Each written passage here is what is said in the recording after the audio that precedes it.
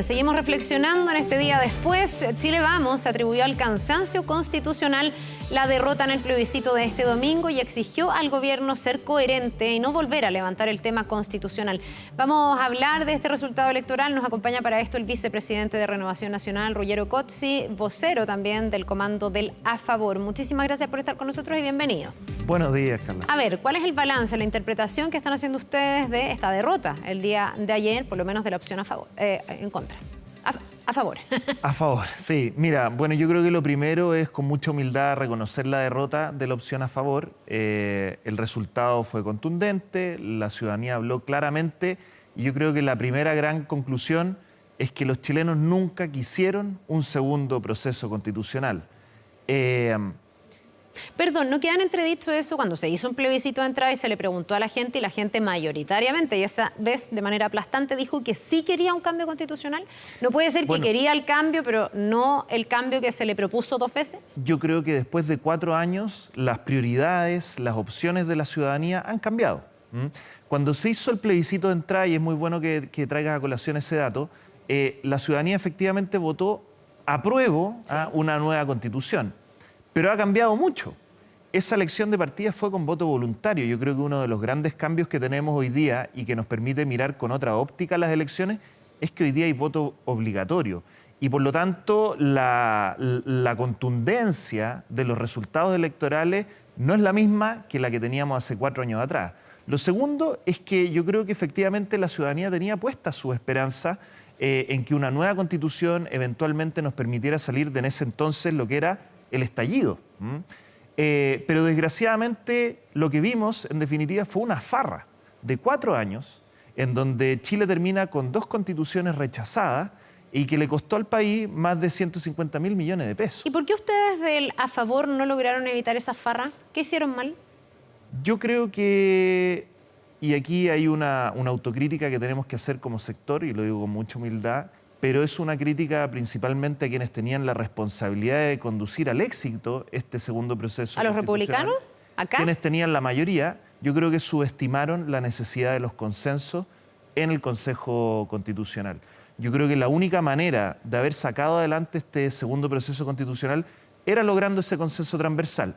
Por el lado de los republicanos eso se subestimó, pero por el lado de la izquierda también hubo mucha intransigencia.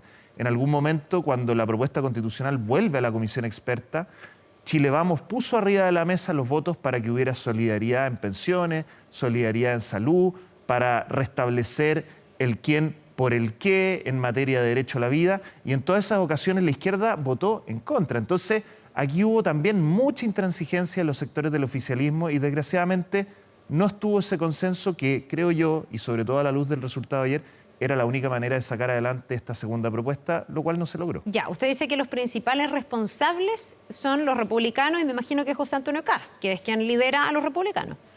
Pero en esto no quiero ser tan estricto, porque yo honestamente creo que ellos han hecho la autocrítica. Ayer José Antonio Kast reconoció que ellos habían fracasado, pero yo vi también esfuerzos del lado de ellos en hacer concesiones.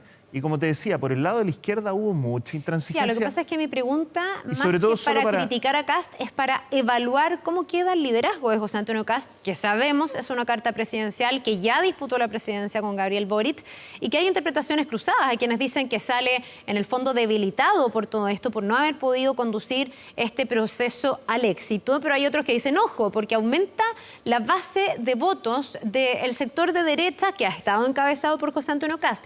¿Usted qué análisis hace? ¿Está fortalecido después de esto o sale dañado después de esto? A ver, si uno mira los datos y compara la votación del 2023 con la del 2022, el año pasado el apruebo obtuvo un 38%. Ese es su piso, podríamos decir, con voto obligatorio. Ayer, todo el sector de la centro-derecha, obviamente también apoyados por demócratas y amarillo, obtuvimos un 45%. Hoy día obtener que la gente vote a favor de las cosas no es fácil.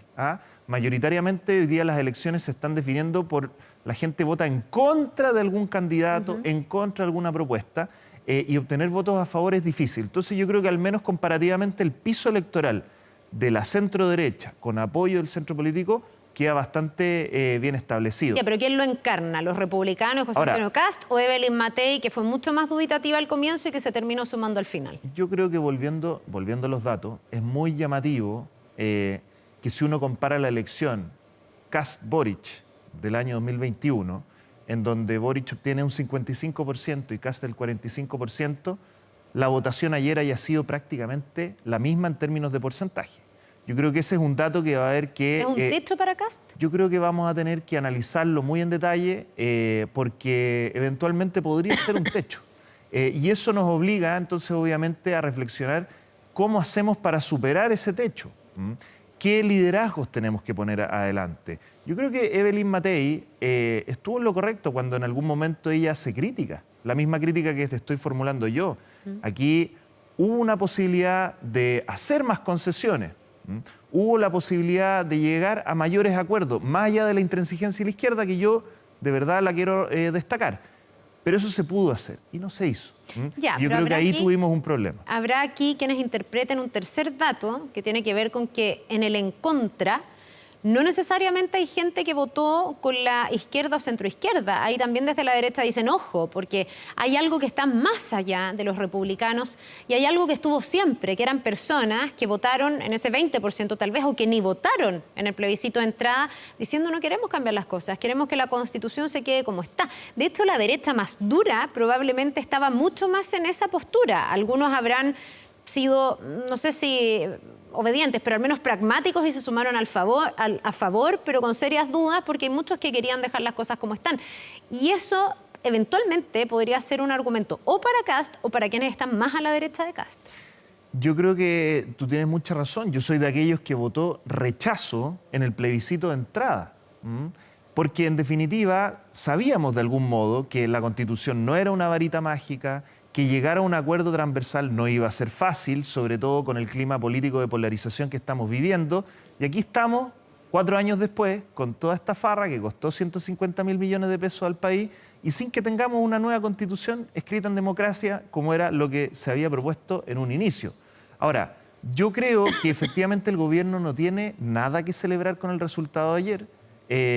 Creo que lo han tomado con la humildad que se requiere, porque en definitiva acá hay un descontento con la clase política, la ciudadanía yo creo que percibe mucha desconexión, hay pragmatismo que hoy día las necesidades en materia de delincuencia, de reactivación económica no están siendo satisfechas y eso obviamente la ciudadanía lo castiga con un voto en contra que es transversal a toda la clase política. Es que ahí también hay un tema y por eso me interesa esta lectura de si ustedes entienden que en el fondo ese en contra está más constituido por personas del bando contrario o por personas del bando propio que quieren que las cosas permanezcan como están, porque esto se va a tener que traducir a los acuerdos y se va a tener que traducir a cuánta voluntad de diálogo haya. Hoy día, desde la UDI, desde los republicanos incluso, que se les está metiendo gente más a la derecha, ¿se tienen que volcar a mirar más a la derecha o se tienen que volcar a mirar más al centro?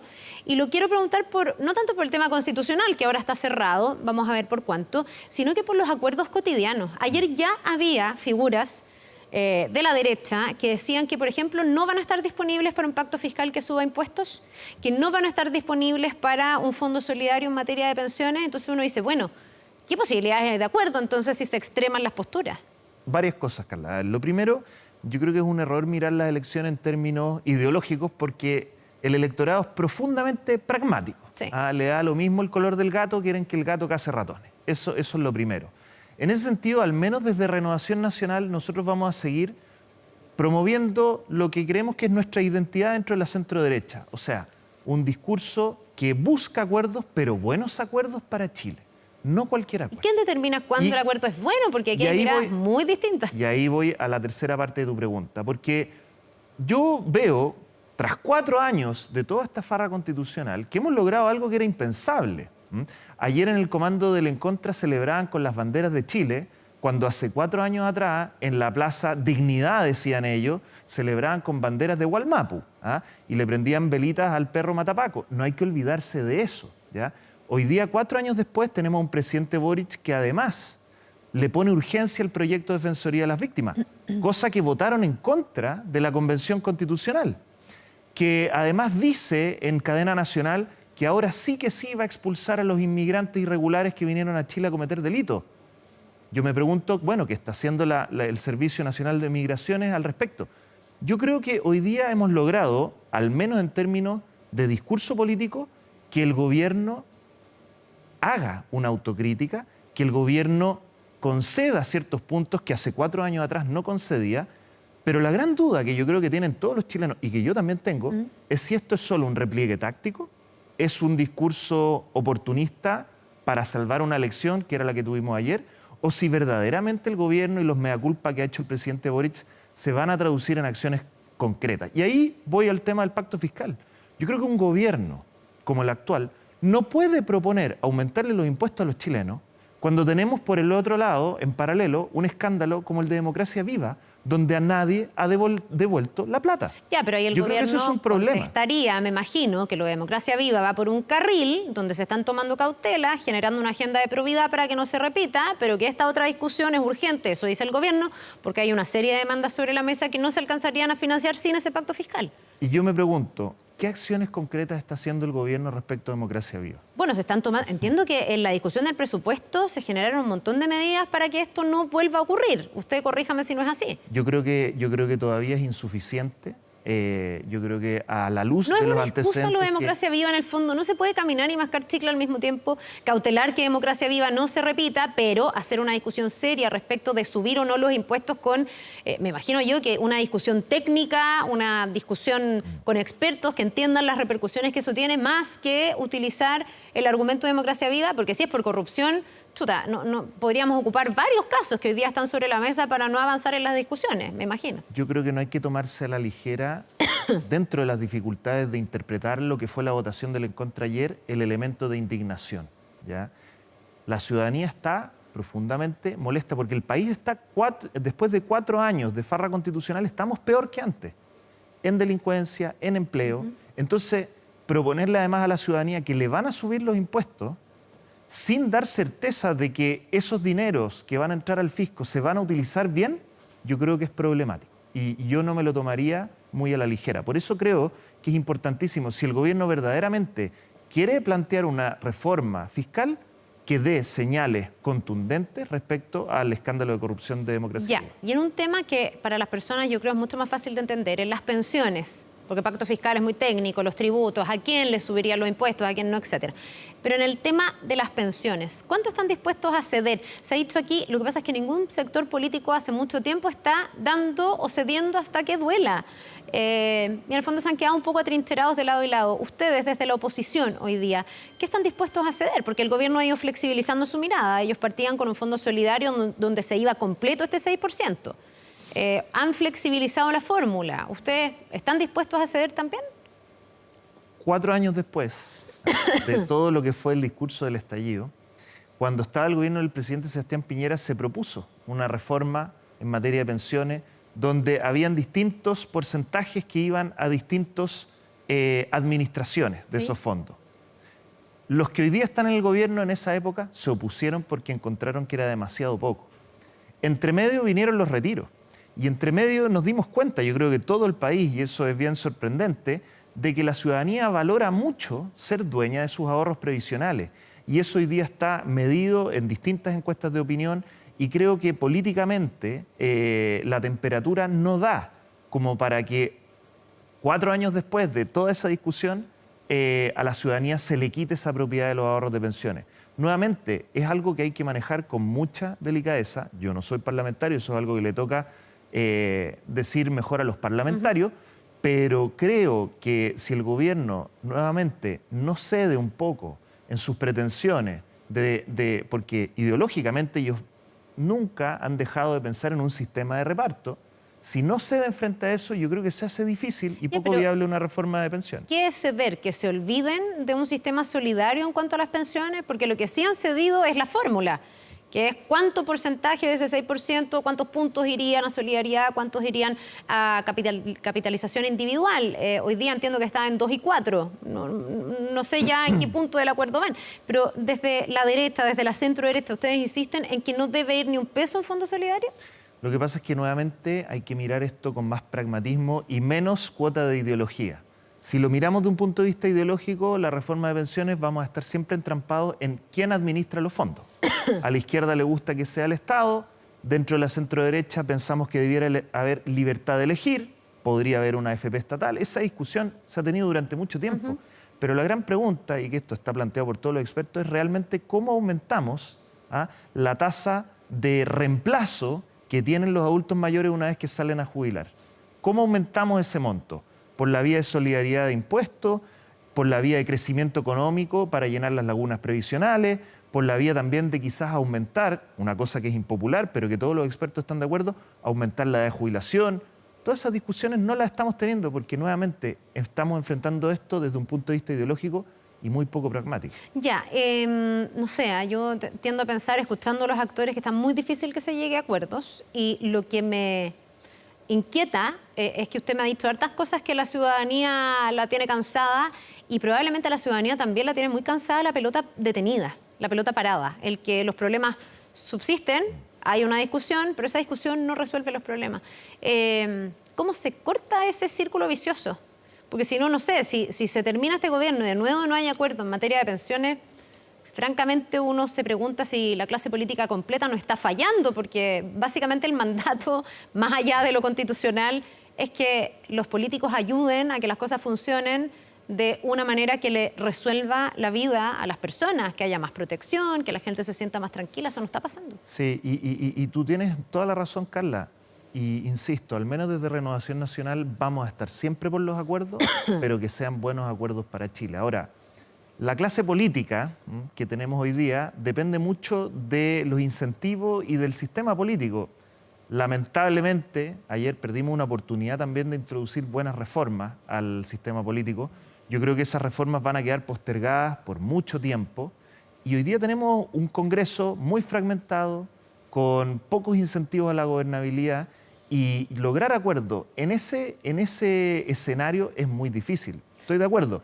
Hay que hacer todo lo posible, hay que ceder en la medida de lo posible, pero al menos desde RN solo vamos a estar en aquellos acuerdos que nos parezcan realmente buenos para Chile.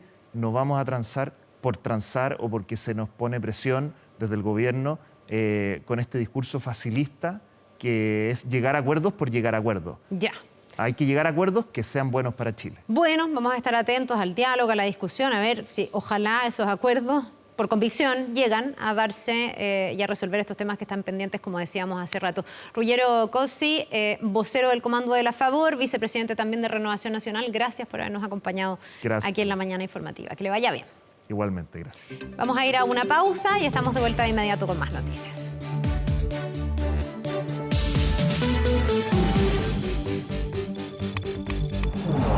La Mañana